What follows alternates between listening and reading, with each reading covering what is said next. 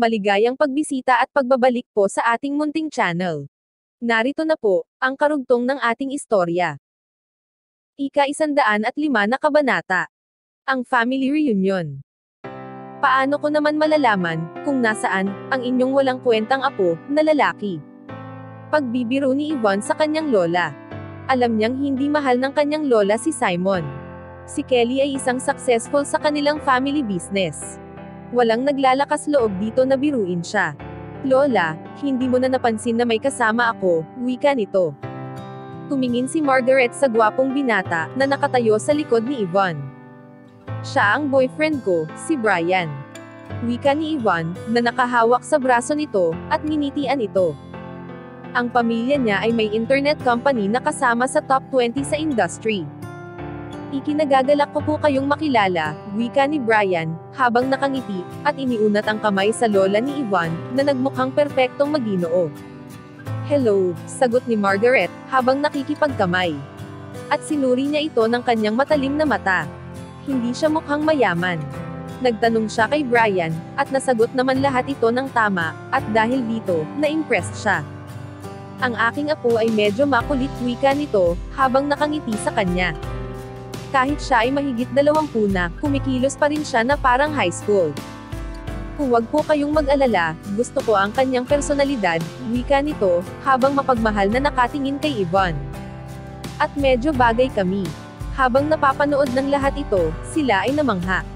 Ito ang unang pagkakataon na nakilala ni Margaret si Brian, at pinakikitunguhan ito ng maayos. Sa paghuhusga sa tono ng kanyang boses, mukhang tanggap niya ito sa pamilya. Sa totoo lang ang background ni Brian ay compatible sa pamilya Phillips, at mukhang magiging successful siya sa hinaharap. Naniniwala si Margaret na magiging magandang karagdagan nito sa kanilang pamilya. Ang mama ni Yvonne na si Elizabeth na nakatayo sa tabi nila ay masaya. Sige na, kayong dalawa ay magsaya, wika ni Margaret, habang nakangiti sa mga ito. Pagkatapos ay tumingin kay Elizabeth. Ang anak mo ay matalino.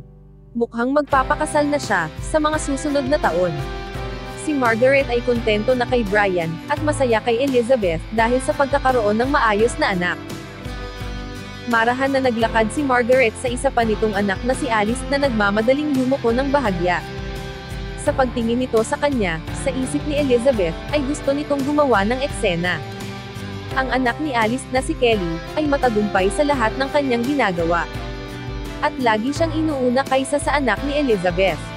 Nasaan si Kelly? Pagtatanong ni Margaret kay Alice. Bakit wala pa siya dito?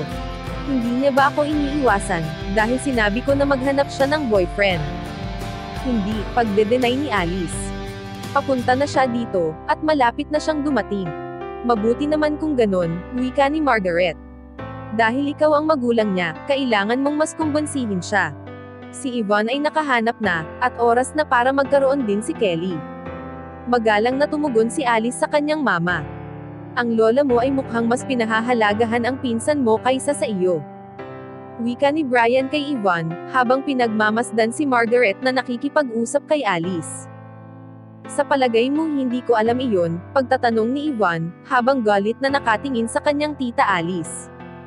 Simula pa ng bata kami, si Kelly ay walang nagagawang mali, at siya palagi ang pinaka-paboritong apo sa lahat. Sa loob ng 2 taon na nakalipas, determinado si Lola na humanap ng mapapangasawa ni Kelly. Obvious naman na gusto niyang ipasa kay Kelly, ang pagkontrol sa pamilya sa hinaharap. Paano naman namin ito matatanggap? Confident na ngumiti si Brian. Huwag munang alalahanin iyon, wika ni Brian. Kasama mo na ako ngayon, at hindi ka matatalo sa iyong pinsan. Umakbay si Brian sa balikat ni Yvonne. At ang mata nito ay may bakas ng masamang tingin. Dahil sa intensyon niya, na siya ang pinaka-maging paborito na manugang, hindi siya papayag na ibigay sa iba ang pagkontrol sa pamilya Phillips. Isang puti na BMW ang dumating. Nandito na si Kelly, sigaw ng isang binata. Nakakuha siya ng advantage dahil sa huling pagdating, at nakakuha ng kaunting atensyon. Ang lahat ay tumingin sa sasakyan na nagpa-park sa gilid. Ilang sandali lang at si Kelly ay lumabas ng sasakyan. Nakasuot siya ng maikling damit na nagpapakita ng kanyang mahabang legs, at ang kanyang muka ay napakaganda. Marami nang nakita si Brian na magagandang babae, pero si Kelly ay mas maganda pa sa mga ito.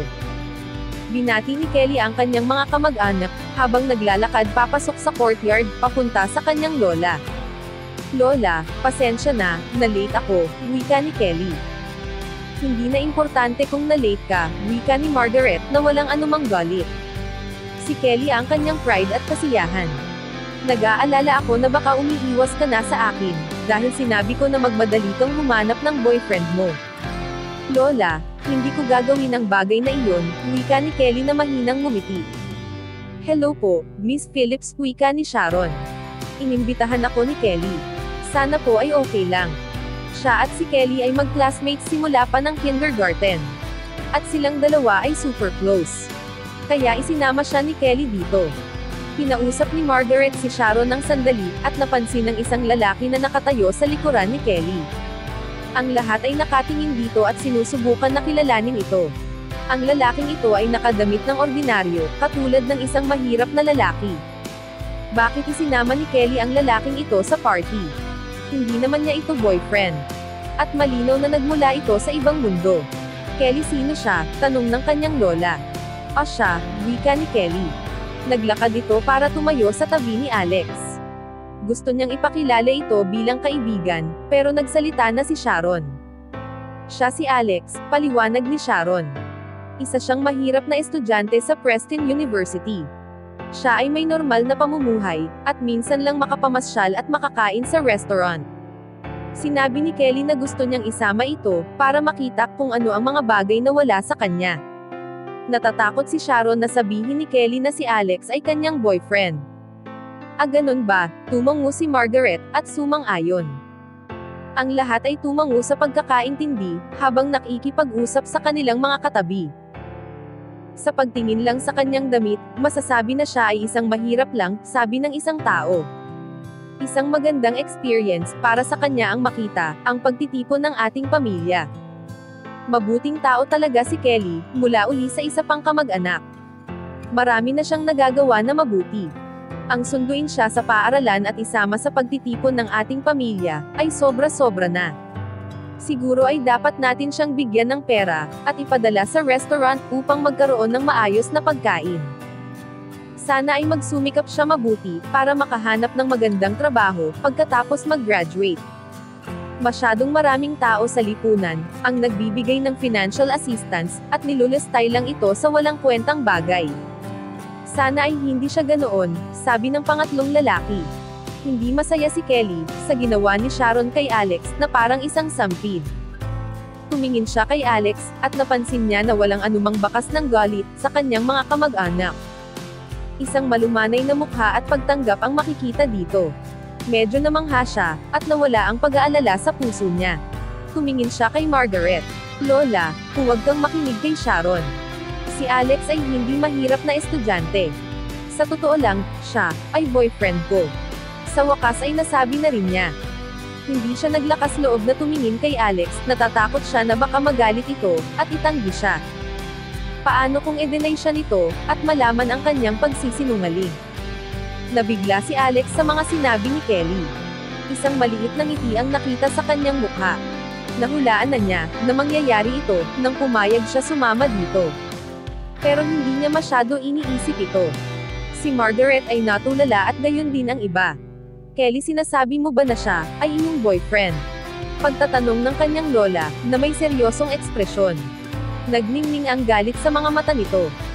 Kahit ano pa ang totoo, nakikita ni Kelly ang pagtutol ng kanyang lola, at gustong ipabawi ang kanyang mga sinabi.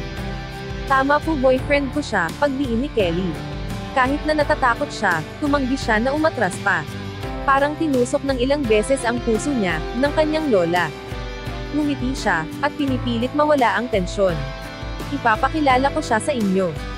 "Hindi na kailangan," masungit na sabi ng kanyang lola, at hindi man lang tumitingin kay Alex. Sa abot makakayang pag-aalala niya. Ang makasama ni Kelly ang lalaking ito ay isang malaking kalokohan, sa isip niya. "Kelly, huwag ka nang makikipagkita sa kanya. Magsisimula na ang pagtitipon, pauwiin mo na siya." Tumalikod si Margaret para umalis. Nakapagdesisyon na siya, at batas ang mga salita niya. "Pero Lola, gusto ko siya. wika ni Kelly. Tumalikod ito at hindi ito pumayag. Si Kelly ay sumusuway sa mga salita nito. Ang buong pamilya ay natatakot at walang naglalakas loob na sumagot dito. Pero si Kelly ay paborito niyang apo. Kelly, alam mo naman kung bakit hindi ako pumayag, wika nito, na kino-control ang kanyang galit. Hindi ko na uulitin ang mga sinabi ko. Paalisin mo siya. Ang inyong lola, ay ginagawa ito para sa mabuting kapakanan mo, wika ni Alice na lumapit sa tabi ni Kelly. Makinig ka sa kanya. Kung magiging mabuti ang pakiramdam mo, tutulungan namin siya na makahanap ng trabaho, pagkatapos niyang mag-graduate. Kailangan mo siyang iwanan. Pasensya na lola, hindi ko siya iiwan. Tumanggi na makinig si Kelly.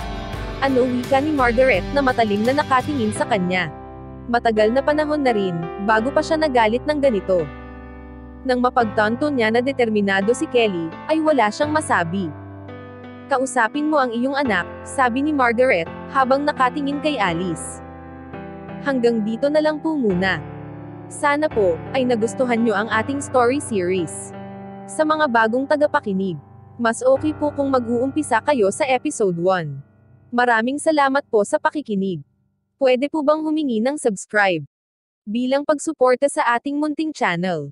Hanggang sa susunod po muli. Stay safe and God bless.